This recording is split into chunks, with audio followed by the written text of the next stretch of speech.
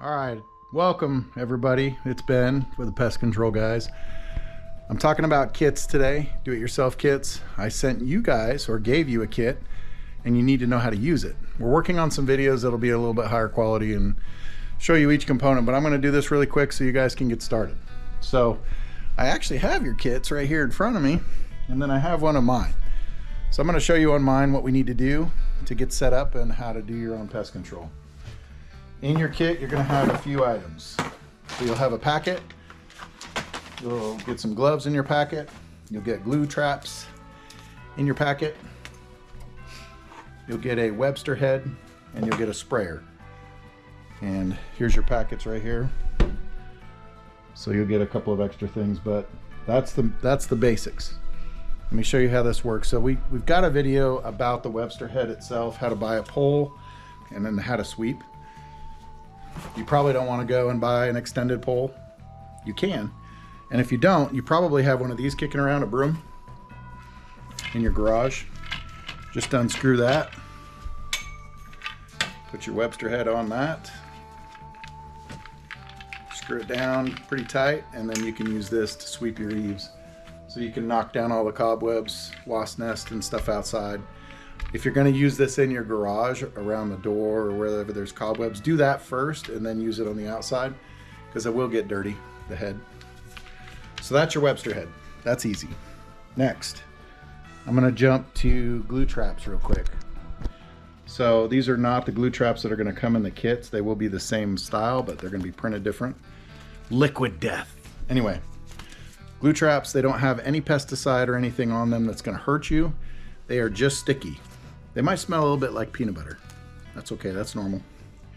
So basically you're just gonna peel this off, throw that away, and you've got your sticky side and then your non-sticky side. The way these are designed is they've got perforations in different spots. So you can make either a box or a triangle, or you can lay them flat.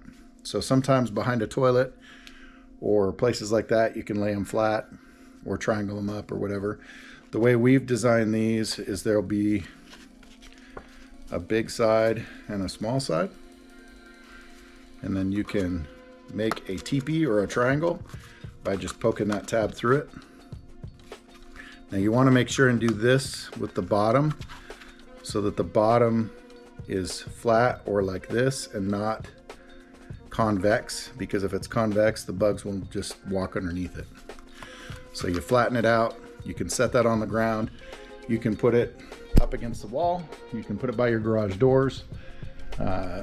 From your garage into your house, you can put it by the entry doors. Something like that. Put it up against the wall. Bugs will come in the door, walk into it, get stuck. So that's the glue traps.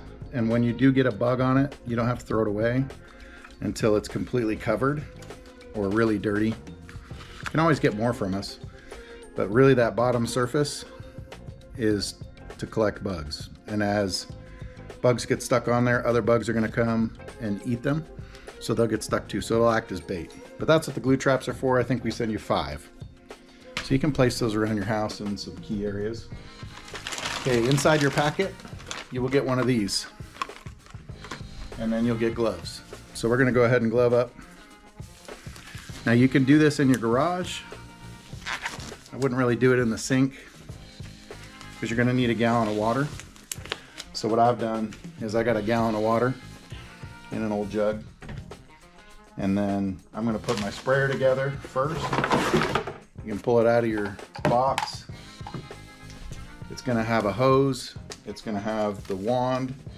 And it's going to have the tank. On your hose, well, your wand, you got this piece. You basically just put it in and then screw this tight.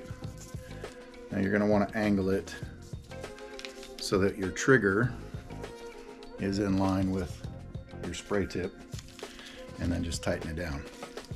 And the other end has got a pickup tube that goes into your pump sprayer, and then screw this down tight. All right. Then what you can do is you can open your sprayer by rotating the lid counterclockwise. Before you add any product, you should put half a gallon of water in your sprayer. So I'm gonna do that real quick.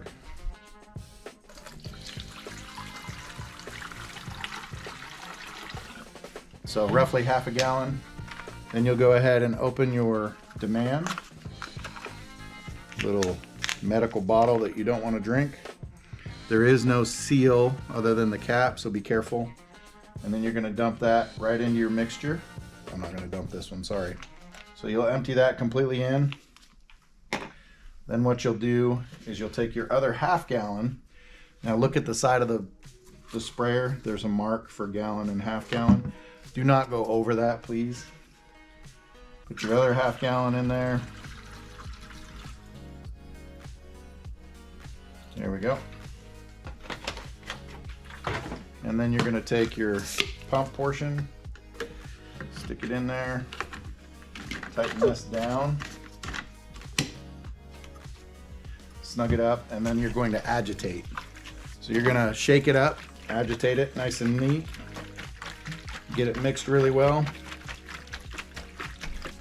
And then at first there's not a lot of room in here for air to be compressed, so you're only going to be able to pump it about 3 or 4 times, and that's okay. And you twist the handle and it locks in, and then you're going to go around and spray. So I would start on the inside first.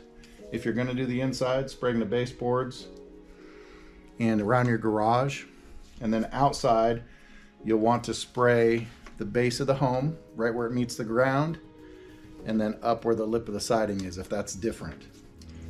All right, so I'm outside of my house. I wanted to show you where you can spray. First of all, you're going to want to spray along the base of the home. And you'll see my house does a step down. So this is the lip of the siding, and this is where the bugs are going to come in. So you're going to want to spray this as well. Sometimes it's close enough to the ground you can get them both, but this one's definitely not. It's like 6 feet, 5 feet. So over here it drops down. We'll get that line there. Get that line all the way down and then all the way across and back out. Now you can spray up to like 3 feet up the wall and 3 feet out in the yard. So depending on how much spray you're using, you may want to consider doing that. But other things you can look for is to spray around any penetrations on the outside of your home to make sure that we've got those covered. Now your windows, wherever they are, you can hit the bottom of the windowsill.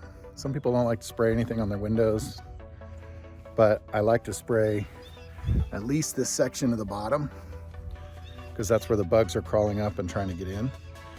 You can also hit the edge of your sidewalk going up to your house and along your driveway. Sometimes that's where the ants are gonna trail and be going in and out.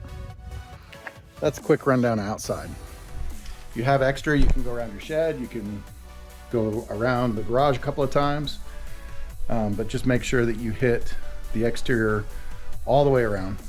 Some of the areas that you can use your extra, if you have it, around trees or some of your bushes, you usually have a lot of bugs flying around those. You can hit the bottoms of the windowsills on the outside, and you can also do that on the inside. Now these sprayers are not specifically for inside, so they'll probably spray pretty heavy, so you don't want to use a ton on the inside. The problem is the bugs are coming from the outside, so you want to get that barrier outside first. Well, that's your most important barrier, so not necessarily first, but bugs are coming from the outside, so the outside barrier is the most important. You want to make sure that gets laid down. If you want to spray some inside, you're welcome to, but that really isn't going to do a ton as far as protecting you from the pests. So that's your kits. You've got them. Now you've got a link to this video. If you have any questions, just give me a shout.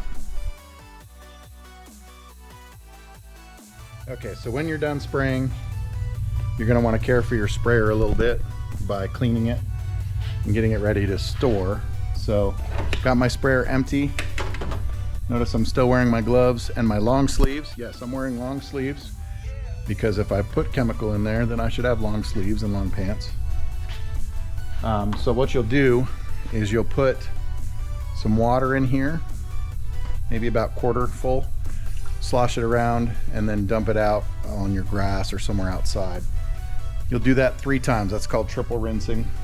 And you'll want to just clean it out and get it ready to be stored.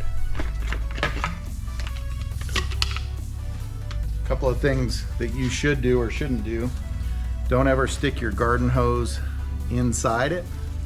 Just fill it from the top. Don't stick your garden hose inside it. They say it can pollute the water source, I guess. So fill it up about 1/3 of the way, slosh it around, dump it outside in the grass.